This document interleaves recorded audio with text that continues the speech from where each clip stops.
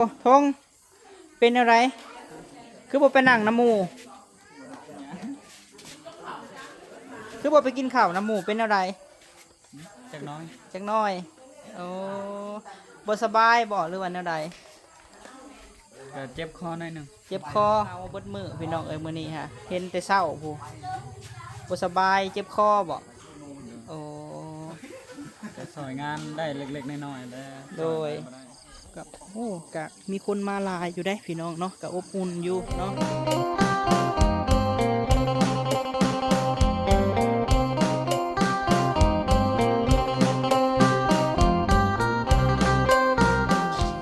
โดยสบายดีพี่น้องสุขุสุคนได้พี่น้องเด้อน้องพบพ่อกับบ่าวพามีอีกแล้วพี่น้องเอ้ยพบพ่อกับป๊าดโชพี่น้องเอ้ยเนาะจนมืดจนค่ำโอ้เนาะอยู่เฮือนซานน้องผู้วงคือเก่าเด้อพี่น้องเอ้ยเนาะโดยแต่เช้าจนค่ำพี่น้องเนาะซอยน้องเพื่อนพี่น้องเอ้ยทางพี่น้องเอ้ยอันนี้น้ำข้าวปุ้นเนาะสน็อตเนาะสบายดีเด้อสบายดีเฮ็ดไว้มื้ออื่นบ่มืออื่นแม่ โอ้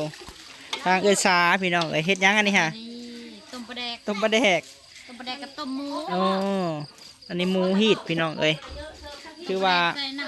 เฮาเฮ็ดแล้วเรียบร้อยแล้วมีหยังกันเนาะมีแต่มื้ออื่นออกเด้อเดี๋ยวเพชรผงใส่ที่ไหเนี่ยเอามาป้องให้ลูกโอ้เท่านางสบายดีเด้อมาเด้อลูกเด้อไปกับเมื่อบ่แล้วพี่น้องแล้วเวียกมื้อนี้หาแล้วแต่เว้นเนาะเอ้ยน็อตเนาะแม่ตะเวนฮะลาตีสบายดีพักไปลูกให้นี่กันมาถามหาพักโดยเพราะว่ามื้ออื่นไม้เช้ามีแต่ซุปพี่น้องเอ้ยซุปซีนเนาะที่เฮาจะลาบแล้วก็เฮาสิแกงหน่อไม้มีดาดซีนแน่เนาะมื้ออื่น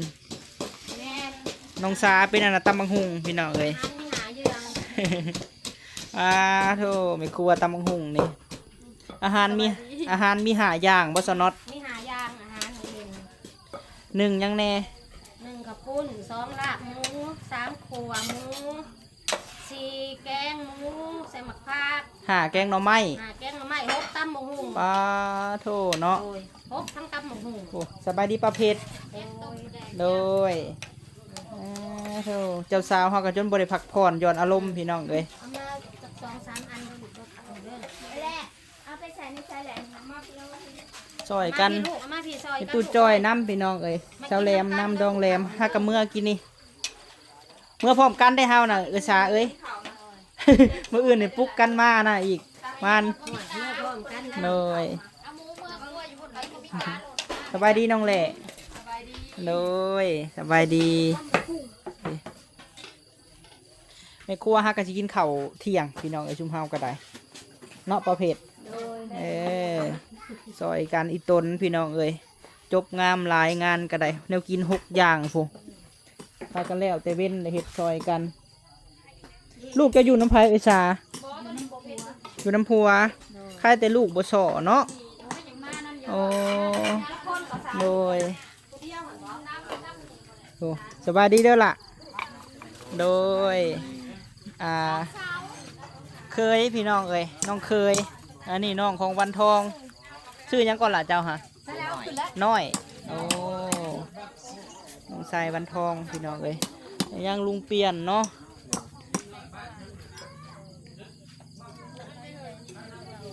ไปกินข้าวไปครับถึงกินข้าวอันนี้งานพี่น้องเอ้ยบรรยากาศภายในเนาะหรือว่าแล้วเรียบร้อยขับปุ่นขับปาดเฮากระไดเหื่อยยังกะเรียบร้อยเนาะโดยสบายดีเด้ออยากมืดแน่เนาะทางพี่กระไดโดยกินข้าวว้าผ่าพานใบสีพี่น้องเอ้ยอันนี้ยังบ่ได้แล้วบ่นี่ค่ะโอ้โดยกินข้าวก่อนก็ได้เนาะอันนี้พันใบสีพี่น้องงามอยู่ได้พี่น้องเอ้ยน้องหูพญานาคโดยขนาดเห็นสำนี่ก็ยังงามแล้วเนาะโดย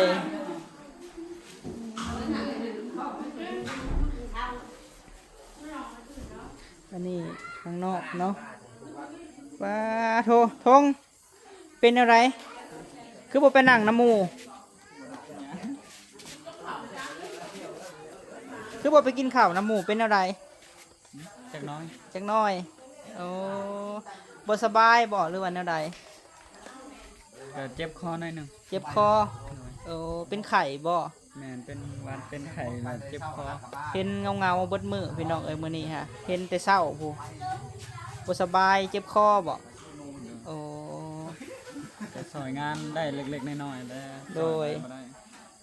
บางเช้าในกระทางป่าอยู่ในหันเด้ ซอยทำเฮาซอยแล้วเนาะเป็นจังไดความรู้สึกไอ้น้องสาวที่มีครอบครัวเลย ก็ดีใจหั่นแหละ ที่น้องเพิ่นก็มีครอบมีครัว โดยคือว่างานเฮาก็แบบจบงามเนาะแบบอบอุ่นพี่น้องเอ้ยมื้อนี้หั่นเพิ่นบ่สบายลงแล้วบ่คลิปมื้อนี้ฮะ ยังบ่ได้ลงซ้ำเพราะว่ามีแต่อยู่นี่หมดมื้อยังบ่ได้ไปทางไหนเลย ยังบ่ได้ไปลงคลิปเลย โดย ถ่ายไว้แล้วคลิปหนึง โดยเอาไว้ลงมื้ออื่นเนาะ โดย ป้าพี่น้องเอ้ยเนาะอันนี้มีโต๊ะคักแน่ได้เนาะโต๊ะอันนี้พี่น้องเอ้ยบรรยากาศภายในงานเอาเอิ้นเพิ่นไปกินข้าวแน่ทะทงค่ะ โอ้อันนี้บรรยากาศภายในงานเนาะพี่น้องเนาะนี่แหละกับโอ้กะมีคนมาหลายอยู่ได้พี่น้องเนาะกะอบอุ่นอยู่เนาะนี่บรรยากาศกลางคืนเนาะคือว่าอุ่นดองนั่นแหละพี่น้องเอ้ยโดยสร้างเพิ่นก็ว่าอยากเบิกเงินเนาะพี่น้องเนาะวันทองก็ได้บ่าวพามีสิเอาเงินให้เพิ่นก่อนเนาะเงิน8 ล้านพี่น้องเอ้ยเพราะว่าเพิ่นเบิกจุดก่อนหันน่ะ2 ล้านพอดีเป็น10 ล้านเนาะแล้วก็ยังเฮือนตู้คำที่เฮาบ่ทันจ่ายเพิ่นก็10 ล้านพี่น้องเอ้ยโดยจังไดก็ขอบุญขอบคุณทางแม่รัดแม่เลืองเนาะแล้วก็แม่บิ่งพ่อเพชรเด้อเนาะแล้วก็ทางพ่อวงแล้วก็ว่าแม่แล่นพี่น้องเอ้ยที่เพิ่นอยู่สดซอยครอบครัวน้องวันทองน้องผู้วงในงานพี่น้องเอ้ยมื้ออื่นเฮาก็มาเบิ่งเนาะตอนเฮาเฮเคยพุ่นแหละพี่น้องเอ้ยโอ้โธ่ สบายดีเด้อลุงเด้อ โดยผู้ว่าจะมั่ม สบายดี เอาลูกแล้วมือเมียมาซอยเวียกเบิดมือเนาะมา บ่อันนั้นปั่นเข่าตากคน แม่นบ่คนกาโพดเนาะมื้อนี้ก็ได้ เดี๋ยวไปเอาสางเปลี่ยนก่อน โดย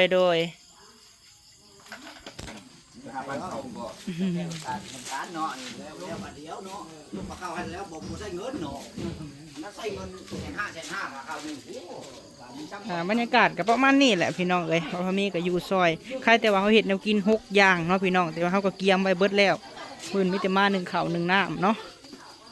ป้าโธ่ ขึ้นเขาบ่ลงน้ำหนาเขาปุ่นเขาบ่แล้วนี่ เป็นอะไรกันน็อตคือว่าขึ้นข้าวบ่ลง เขาบ่ลงแล้วเดี๋ยวเขาบ่แล้วนี่ โดย เดี๋ยวเขาแล้ว กินข้าวก่อนกว่าเจ้ากินอะไรเอ่ยเจ้าน่ะ ยังมันกระเทินจังหวะสะบัดเทน มากินนะแม่ละกินข้าวก่อนผู้วงสองวัน กินข้าวก่อนจังมีเหือมีแห้งตากระบาบน้องน้อยหันเพิ่นมาน้องทรายเจ้ากินข้าวแต่งตั้งแต่เที่ยงผู้เพิ่นว่า กินข้าวก่อนล่ะ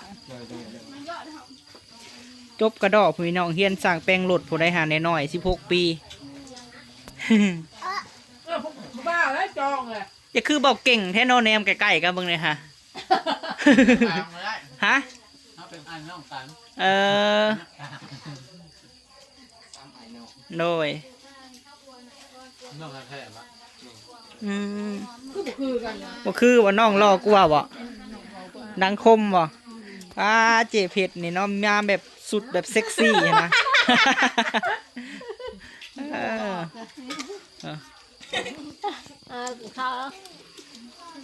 ค่ารถเท่าไรก็ละมาเช้านี่ฮะ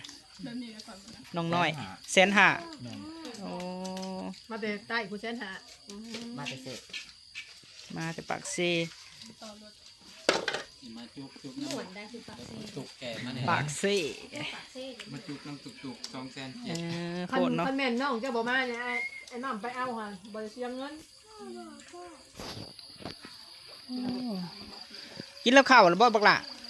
จักแม่ก็ไปใส่เนาะแม่ก็คือบ่ได้มาเอิ้นเอาลูกเนาะยายนางก็ได้ ม ตาตีเอ้ยหาข้าวให้เพิ่นในอีตนเด้มาแต่เช้าผู้ได้นี่ฮะ กินนะนะ เจ้ากินแล้วบ่ล่ะ มันบ่กิน ฮะ กินแล้วบ่ กินลูกกินบ่ ใช้เท่าดอนไปใช้ฮะเอิ้นมากินข้าวแน่แบ่งให้ถ้วยก็ได้ พอทานแล้วมันบ่กินมัน แม่ครับบ่เห็นได้พี่น้องเอ้ยเราเห็นน้ำหนาเขาปุ่นไว้มื้ออื่นผู้ที่โตนลงเนาะสน็อต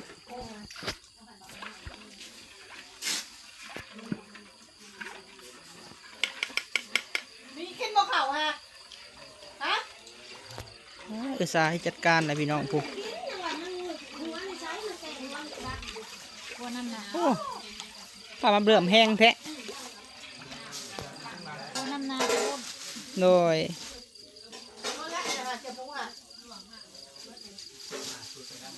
ทานกะก้าคักเนาะ มันเต้าใหญ่มันก็สัตว์นั่นน่ะ แมน มันเต้าน้อยมันก็จะคือมันโล่งอะนะเต้าใหญ่ โดยพอดีแหละประมาณผู้วงตื่นแต่เช้าเด้อมื้ออื่นผู้วง4 โมงไอ้ลูกมาอาบน้ำนี่แลอาบน้ำแต่งหน้าเด้เพราะว่าเพิ่นสิแต่งให้ประมาณ5 โมง2 ชั่วโมงแต่งหน้าค่ะ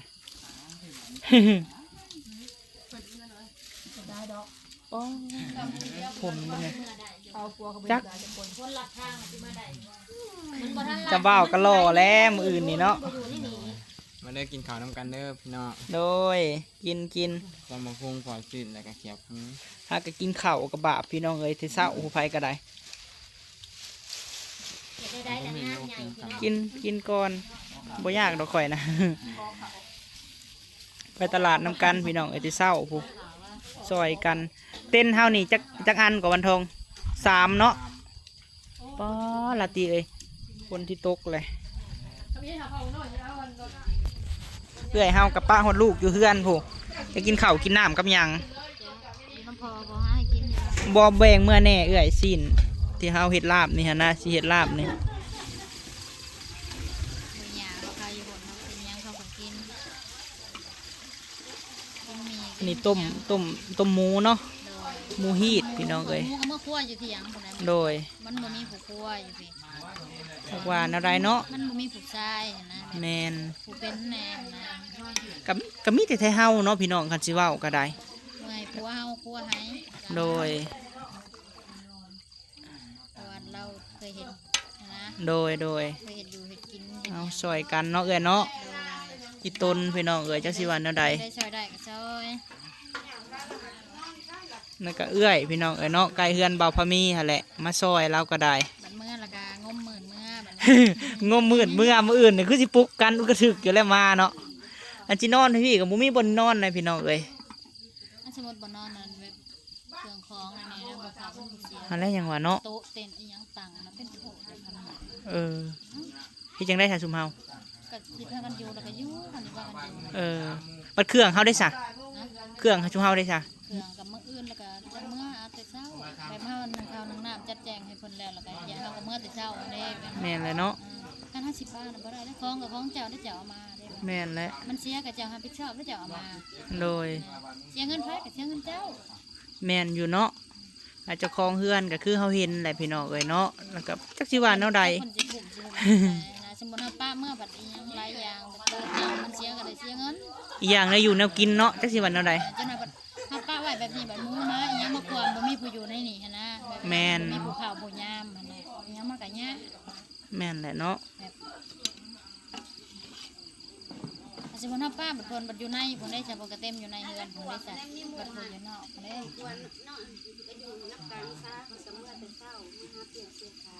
อาบน้ำอาบน้ำแต่เช้าแล้วก็มา โดย ข้าวนึ่งข้าวนึ่งน้ำซุกแล้วก็เฮาก็มื้อนะมันก็ทันอยู่ดอกเพราะว่าเฮาก็เฮ็ดหมดเลยเด้อิหยังก็ได้ แม่นแหละเนาะ มีแต่มาสุกลาบสุกอิหยังที่ซื้อ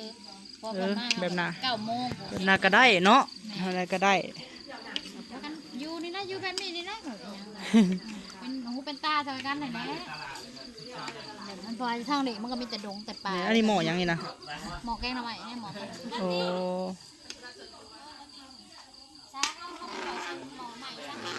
ตัวเนี้ยขวดแล้วขวดยังอีก หม้อใหม่ใช้ซาวน็อต กระเทียมค่ะเอาขวดชะหมอใหม่มันหอมนะคะจังเทลงต้นนี้เลย โอ้ ขวดแชร์กระแทงหน่อยนั่นก็ได้กระแทงขวดหมูอันนี้ เอากินข้าวก่อนพี่น้องเนาะจังหน่อยสิมอบเงินให้บันทองเนาะน้อง เนาะถือว่าเฮากินข้าวอิ่มแล้วพี่น้องเอ้ยบ่าวพามีก็สิมอบเงินให้ทางอันเบาวันทองกับสร้างเปลี่ยนเนาะพี่น้องเนาะถือโอกาสมอบให้เพิ่นเลยเนาะโดยไปมอบเงินให้เพิ่นก่อนหลังจากว่าเฮาเฮ็ดอยู่เฮ็ดกินบางๆแล้วพี่น้องเอ้ยนี่น้ำหนาข้าวปุ้นเนาะอันนี้เนาะ ใบกระปัวเด้ใบกระปัวมันเล็กเล็กนิ้วซอยใส่ อ๋อ นั่นก็เขาไม่มีให้พี่ สร้างวันทองกับสร้างเปลี่ยนพี่น้องเอ้ยไอ้สิมอบเงินให้เนาะเพราะว่าอยากเบิกเงินทางเว้าก็ไม่บิ่งแล้วเพิ่นก็ว่าเบิกก็เบิกเพิ่นว่าเนาะโดยสิมอบเงินจำนวน8 ล้านเนาะพี่น้องเนาะให้ทางวันทองกับสร้างเปลี่ยนแล้วแต่เพิ่นว่าสิแบ่งกันหรือว่าแนวใดก็แล้วแต่เพิ่นเนาะโดย จำนวน8 ล้านเด้อให้วันทองนับเบิ่งก่อนพี่น้องเอ้ยให้สร้างเปลี่ยนฮักกะมาบ่โอ้ โดยถือว่า8 ล้าน 90มื้อนั้นน่ะ2 ล้านเนาะโดยนั่นแหละเป็นเงินของแม่บิ่งกับพ่อเพชรนั่นเด้อผู้นี้เป็น10 ล้านบัดนี้สมมุติว่าแล้วเฮือนไปตู้คำกระจายชุบเจ้าอีก10 ล้านเนาะผู้นี้เป็น20 ล้านพี่น้องเอ้ยเป็นอย่างไรร้านชายสิมีครอบครัวแล้วดีใจอยู่บ่ดีใจน้ำเพิ่นยังแต่เจ้าได้บัดนี้น่ะเนาะ โอ้ยังแต่สั่งเปลี่ยนพี่น้องเอ้ยเอามืออื่นกะเป็นเจ้าบ่าวและมืออื่นเนาะมืดมือพี่น้องเอ้ย โดยเดี๋ยวข่อยเข้าไปหาประตูคูณก่อนเด้อโดยเรือว่ามอบเรียบร้อยเนาะเดี๋ยวอันไปหาอันสร้างเพิ่นก่อนพี่น้องเอ้ยเนาะโธ่ผมกระดูกมีทางเมลัดเมเรื่องเนาะพี่น้องเนาะเพิ่นว่าให้ยอดให้ประตูคูณในเด้อเพิ่นว่าจักซาวดอนเนาะโธ่พ่อเฒ่า สบายดีเด้อโธ่มาดองร้านสาวเนาะ ดองร้านสาว ดีใจอย่าบ่ร้านสาวมีครอบครัวเลย มีครอบครัวแล้ว โดย พูดได้โพได้โยดีใจแล้ว ให้ไม่เฒ่าอยู่ไสอยู่ในบ่ ในพุ่น ป้าเข้าไปในก่อนป้าโดย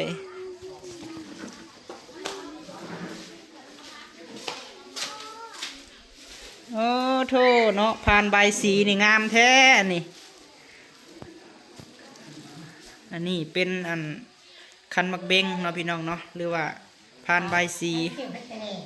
ป้ามา2 คนนี่บ่แม่2 คนนี่บ่จังนะโอ้เป็นมาแต่งผ่านใบสีให้พี่น้องเอ้ย เอาปิดหน้าจะเป็นแน่ปิดหน้าจะเป็นแน่ งามเนาะ ปิดหน้าใส่ สุภาพ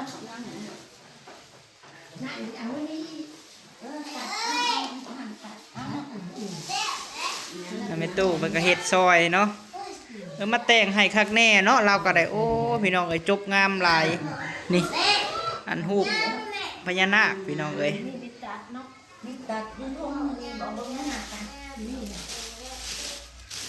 โดยถือว่ามีทางเมลัดกับเมเรื่องเด้อพ่อตู้เด้อผู้เพิ่นเคยซอยพอพ่อตู้สุดก้อนหั่นแหละโดยจำชื่อเสียงเพิ่นได้อยู่แล้วว่าเนาะ จำได้ละ โดยเพิ่นได้ฝากเงินจำนวน20 ดอลเนาะหรือว่าเป็นเงินกีบเฮาก็400,000ยอดให้ประตูคูณในเด้อเพิ่นว่าพอได้ผูกแขนอีหยังก็แล้วแต่เพิ่นว่าเนาะให้กำลังใจประตูเนาะดีมางานดองอันหลานสาวเนาะโดยเฮาสิมอบให้เจ้า400,000เด้อประตูเด้อโดย เป็นเงินของแม่รัดแม่เรื่องแม่หักเฮานี่แหละฝากให้เจ้าอวยพรให้เพิ่นเบิ่งดูหาประตู อันนี้ก็ สุกคนมาลำด้วย ไม่รัดไม่เลื่อนเนาะเพื่อเป็นอยู่ดีมีแห้ง ลำด้วยสุกของมัน ขับเงินมาให้กับโบเรื่องบุญลงทุน โดยประตูสั้นนี่แหละพี่น้องเอ้ย ส่งเธอได้ดอกเป็นป่า โดย อยู่ดีมีแห้งความเจ็บกระไดของใครอย่างนี้มันยืนใช่ โดยสาธุเนาะประตูก็คือกันอันเฮ็ดทานกับป้าพี่น้องเนาะเต้า1แบ่งครึ่งกับหลานชาย เธอได้ดอกเป็น โดยเอาเก็บไว้ประตูจะเฮ็ดเฮียได้เนาะ โดยเมื่อคันเมื่อขับรถไทยเมื่อคือเก่าเนาะ โบ ฮะบ่ได้เอารถไทยมาบ่ ขับมาคือรถที่สามมา โอ้ ยาวแล้วทุบเอาไหนให้ทุบไหนให้ทุบ โดย เขาแปลงทุบบ่ได้ทุบค เอาประตูให้ออกนอกก่อนเนาะ เหนื่อยมอบเงินให้ประตูแล้วพี่น้องเอ้ยคนหยิบมาเลยเนาะปะนาง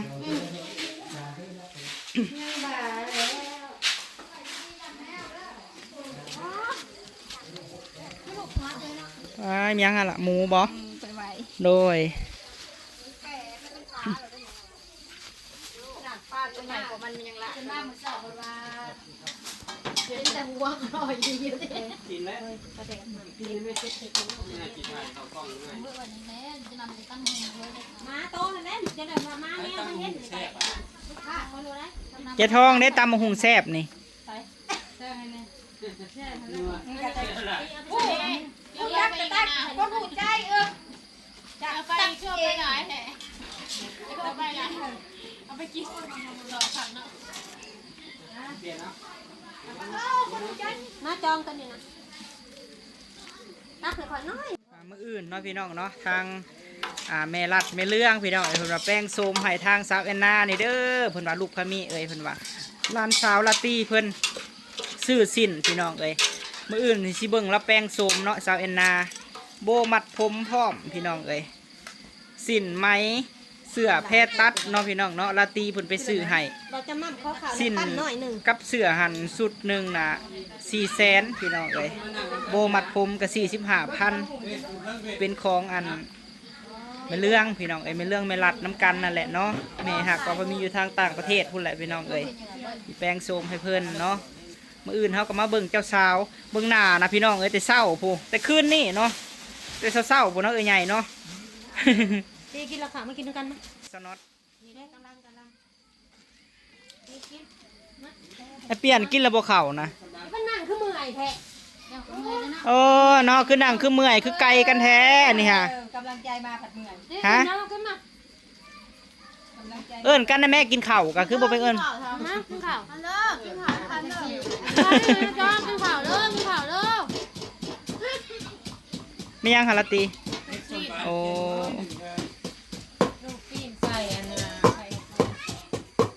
ปิ่นมาดูหาละตีเออ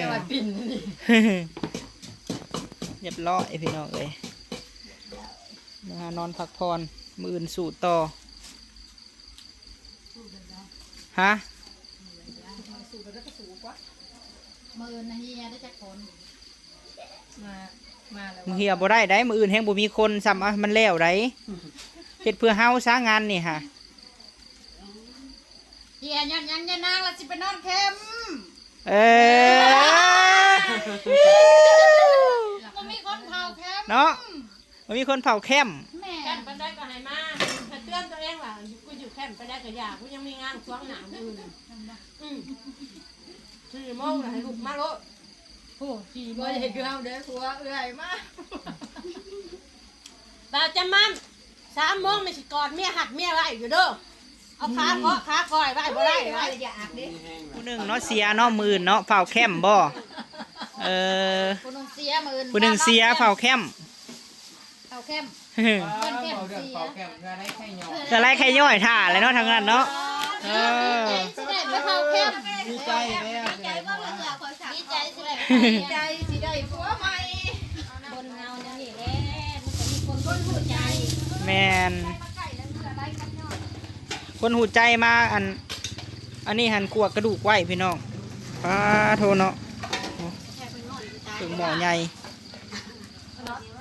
ก่อนสิว่าตามชื่อแล้วข่อยก่อนสินอนขอยบ่ดมผัวขอยก็บ่ได้รับ